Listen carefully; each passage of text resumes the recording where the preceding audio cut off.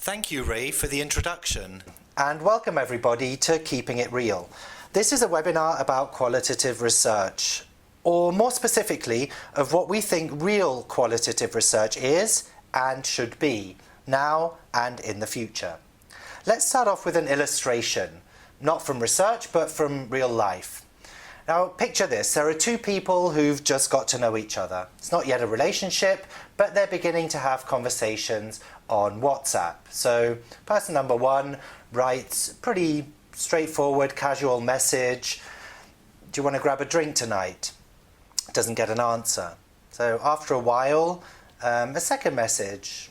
Have you received my first message? And then he gets this answer.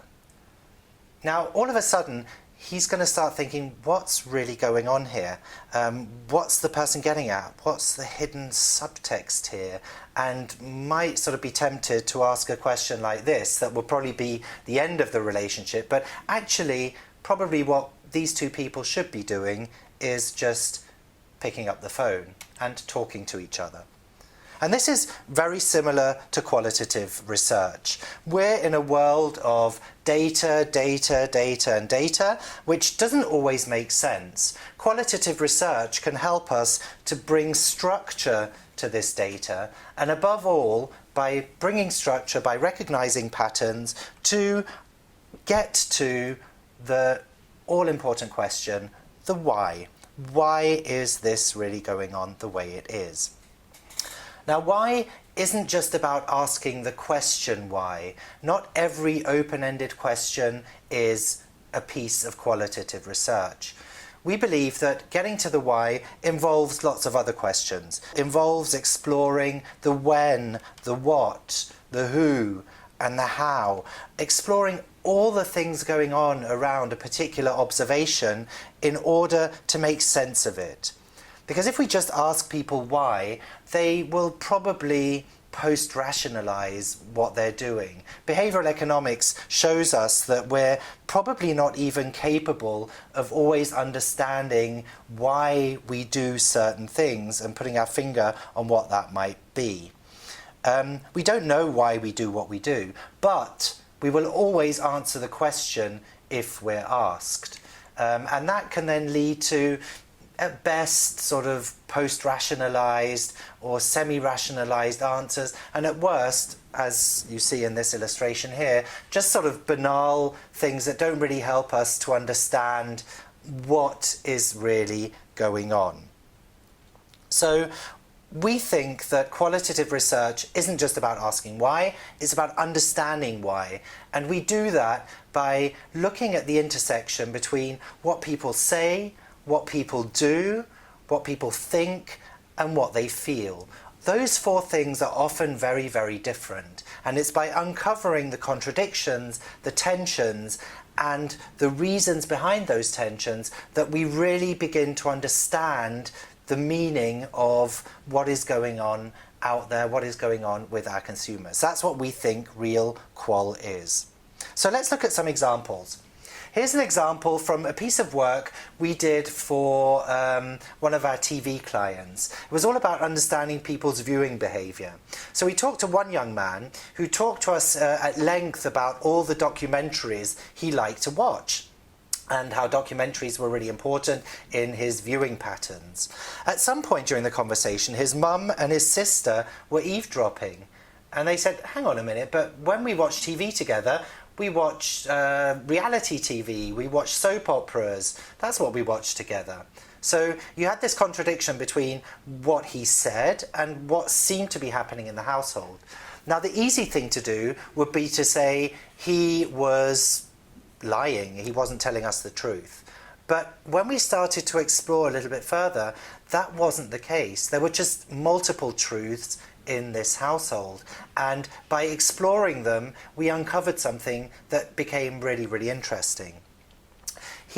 When he then talked about his documentaries, it was very clear that when he was watching alone, he really wanted to watch things that he thought were useful, that weren't a waste of time, that were helping him to progress and to move forward in his thinking, in his knowledge, in what he knew about the world. But the interesting thing was that when he was with his mum and his sister, TV had a very, very different role. And they did indeed watch reality TV together and soaps, because when they were watching together, TV had a role as a sort of social lubricant in a family. It became a point of conversation, it became a moment of relaxation where the family could connect and have fun by watching these other people get up to their antics on reality TV. So we saw that TV just had very, very different functions that changed by context, and both of them were true. They were just different, and not everybody in the household was necessarily aware of all of the other things going on in front of the television. And this led to some interesting learnings for our client. A second example is the discussion around sustainability and around the environment. All over the world, we're seeing that people are becoming more and more conscious around the environmental impact of their behaviour. And they will talk to us at great length about all the things they're doing to lead a more sustainable life. They might be talking to us at the same time as drinking coffee from a disposable cup or eating a snack from a plastic wrapper, and not necessarily see that as a contradiction. And in many ways it isn't. It's just one of the contradictions of modern lifestyles that we all need to come to terms with. And we need to be very careful about not seeing this as the end state and the state in which the world is going to be in the future, because things change. And what's really interesting is that the discourse, the discussion, often changes before behaviour.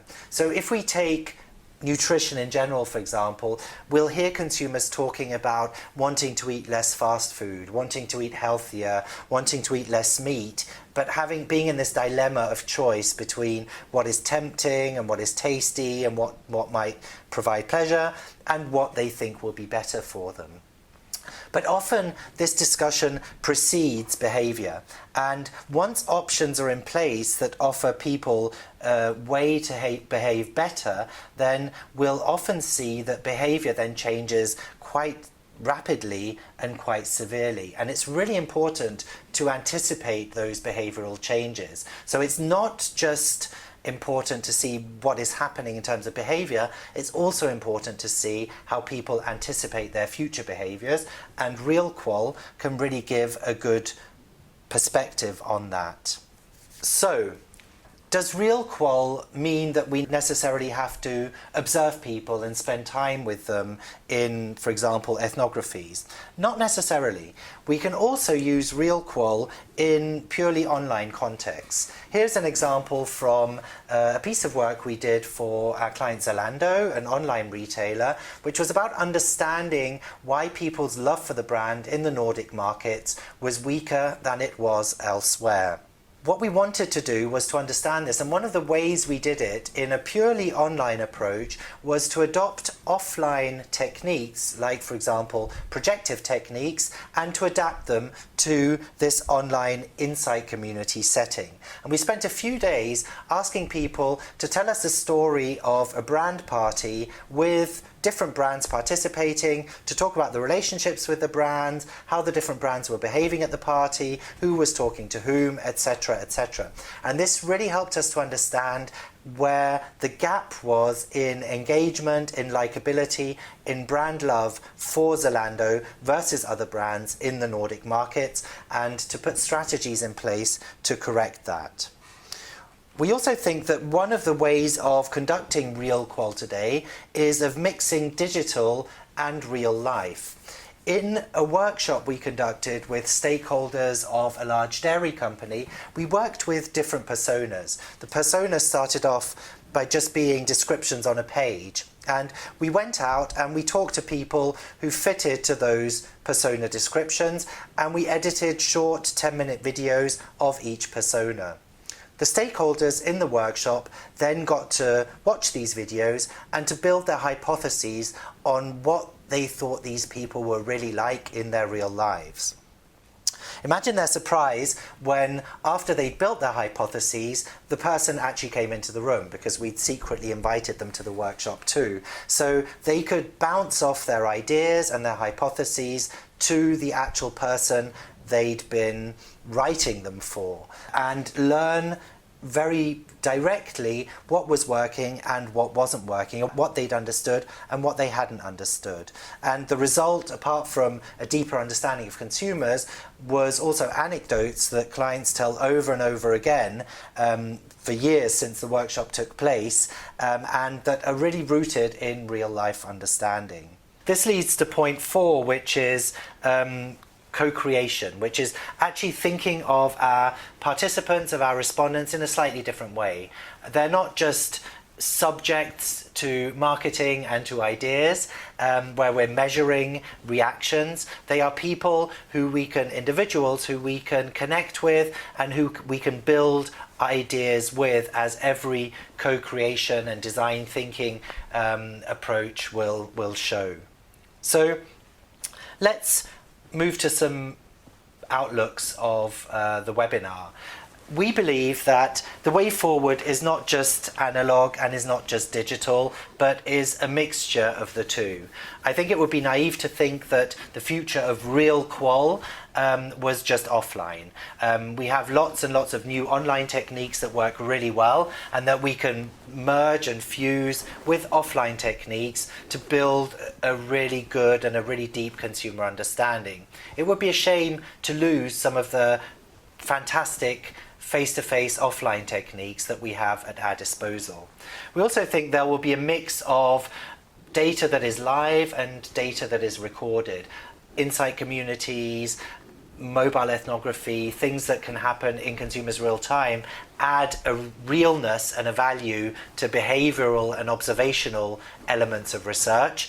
But the live conversation is really, really important in understanding people's perceptions, in understanding the way they talk about things. Just because it isn't reflected in current behavior doesn't mean it isn't there and doesn't mean it isn't real. So we see the future of real Qual as being a mix of online and offline, live and recorded, of audio, of video, of pictures, and of live conversations.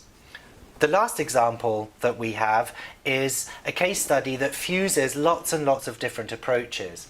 We were asked to rethink the brand positioning of an old aperitif brand in France, and to look at how the brand might establish itself outside France. And the piece of work that we conducted that took place over a few months involved social media listening, where we explored some of our hypotheses and really in a qualitative way looked at what was going on in social media to understand consumers' relationships with other brands in the category.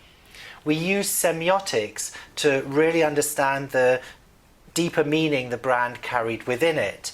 And we pulled all of these things together to build concepts in a workshop that we could then put back to the consumer. And in the last stage of the research, we conducted focus groups. Focus groups, face-to-face, quite traditional, quite classic, because it was in focus groups that we were able to really explore where the exciting points of the future of this brand lay. And that all together led to a successful new brand positioning. And we learned a lot via the social media listening, via the semiotics. But if we could summarize in one statement what we think the quality of real qualitative research is, it must be the conversation. People talking to each other, people discussing with each other, people asking questions and answering, and also just having the opportunity to interact. To come back to our initial example of the text message, there's nothing better than starting a real conversation, whether that's in a room, whether it's in someone's home, whether it's in a focus group facility, or whether it's on an online platform. That face-to-face conversation is extremely valuable, and we think will remain the true essence of what qualitative research really is. Thank you.